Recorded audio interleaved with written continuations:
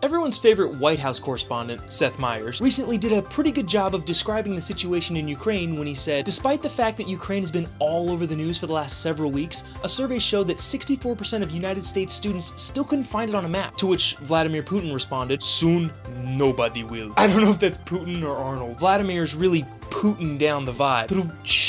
No? On the real though, the world needs to ask itself, what's the deal with Putin? And maybe more importantly, who explained bareback horse riding to him?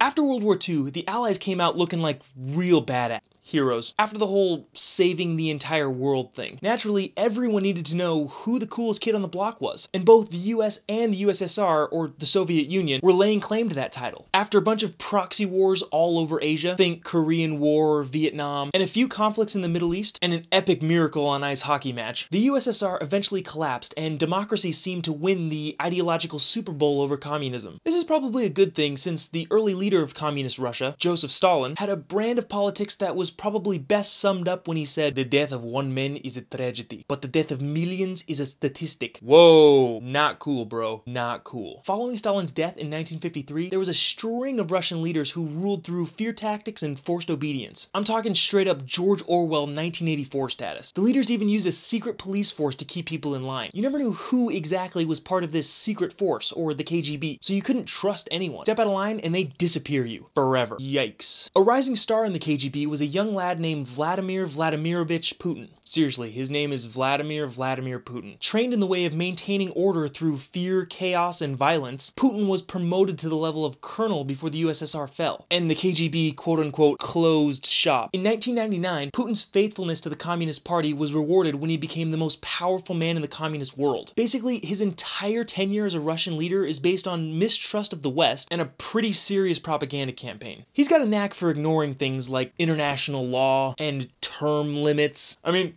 come on, what kind of power-hungry tyrant likes those anyway? It's really no shocker that the elections come up Putin every time. He's a master manipulator too. Despite being in an economic freefall, he still has a pretty high approval rating. He's KGB, people don't want to disappear. Putin has become the nemesis of the West in all things liberty and equality. So while Putin says that it's too early for him to decide on whether or not he'll run in the 2018 election, it's not too early to decide who's gonna win. Hey guys, thanks so much for watching this off-print video. Make sure to check out some of our other videos as well as our website, offprintmedia.com, where you can find current events and other explanation-based videos and articles, as well as subscribe to our bi-weekly email update, full of the week's most important happenings from around the globe in a way that you can not only rely on, but enjoy as well. Thanks for tuning in to Off-Print Media.